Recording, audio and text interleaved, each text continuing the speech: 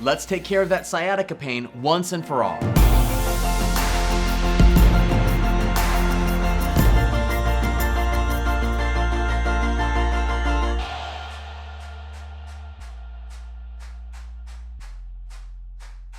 Hi, I'm Dr. James Vegher. I'm a doctor of physical therapy who specializes in solving joint pain issues.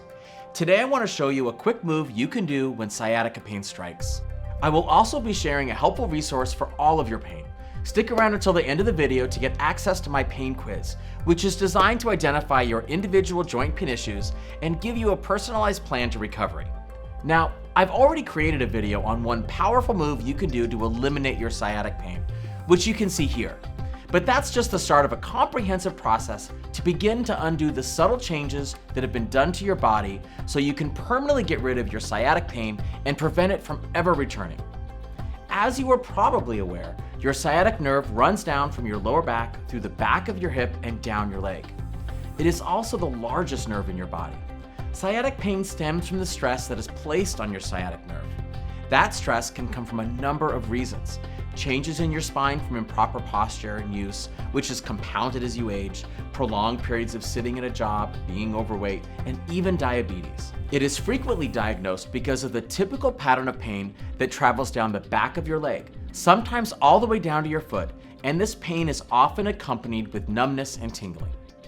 Sciatic pain may also run down the side of your leg, but that is not as common. In fact, if you have pain that runs down the side of your leg or pain that starts in your low back rather than just your hip or buttocks, you probably don't have sciatica at all. When the sciatic nerve is compressed or irritated, either from habits or from other underlying problems, it can cause pain. As I mentioned earlier, the sciatic nerve runs through the back of your hip from your back and down the back of your leg. Many people have a poor ability to move properly through their hip. My previous video on sciatic pain showed you one move to teach your body to move more precisely through your hip, so I want to build on that skill.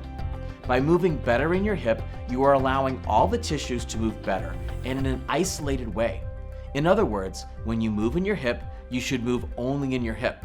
So I'm going to show you one more movement to further teach your body how to improve your ability to move properly through your hip, which will reduce the strain on the sciatic nerve. But first, you need to know that this movement is intended for a broad audience, and you may require more specific attention.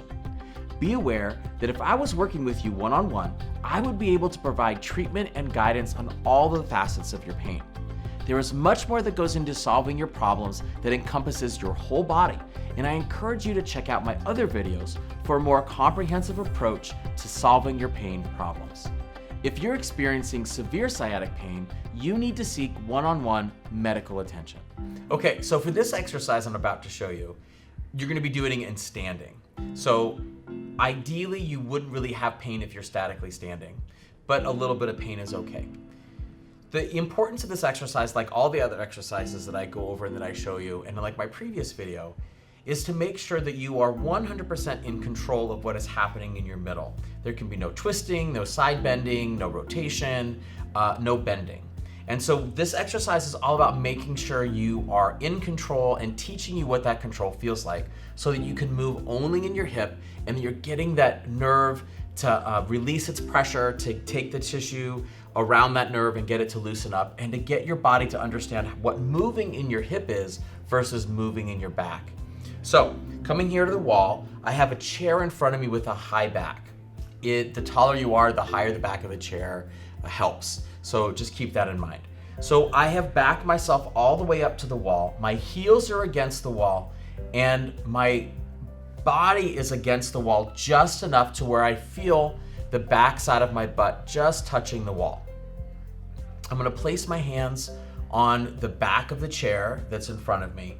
And the movement in general is that I'm gonna be bending forward, making sure that my bottom is staying in contact with the wall and sliding up the wall the entire time. So for every degree that my shoulders bend forward, my bottom will slide up the wall, and I will never move my shoulders forward if my bottom isn't sliding up the wall at the same time. I'm gonna use my hands on the chair to help take the weight of my trunk, which makes it easier to control and easier to manage. You never want to move so far that you have pain, that your pain increases. You want to keep this in a pain-free way and try to make it just stretch. And you may even feel that stretch all the way down the back of your legs, not just in your butt, not just in your hamstrings, but sometimes people feel stretching all the way into their calves and the bottom of their foot, especially if you're dealing with a true sciatica pain problem. So this is what it looks like. Bottom is on the wall. I'm just gonna bow forward, sliding my bottom up the wall the whole time. Okay, so the key points here are making sure that your bottom is you're not leaning against the wall, that you're just backed up to the wall enough to where your butt is touching it. And as you bend over, you want the butt to slide up the wall the whole time. As you're moving up, the bottom is sliding. So your shoulders and your hips are moving at exactly the same time. Don't let the knees bend or pop back to the wall.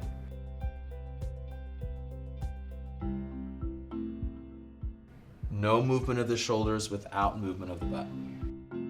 Go to the point where I feel stretch in my legs and then come back up. And you're going to want to repeat this gently and easily, not placing too much strain on any of your tissues. And you should notice that the symptoms slowly start to decrease as you repeat this. The other thing that I want to mention, especially when dealing with a sciatic pain problem, is that you might have an increase in your tingling or numbness feeling as you're doing this. So if you have no numbness and tingling and you begin to do this exercise and you feel numbness and tingling, then you're being a little too aggressive, and I encourage you to back off from the intensity. You don't want to feel super intense. This is all about control more than anything else. If you have numbness and as you do this exercise, you start to feel tingling, that's a good sign. It's just like when your arm falls asleep, it goes from numb to tingling to back to normal. It's the same sequence when you're dealing with nerves. If you have numbness and it turns to tingling, that's a good sign. So you can just keep on going with that. So that's the exercise. Make sure you take care to do it very carefully and very precisely so you're not damaging any tissues that are already overly strained.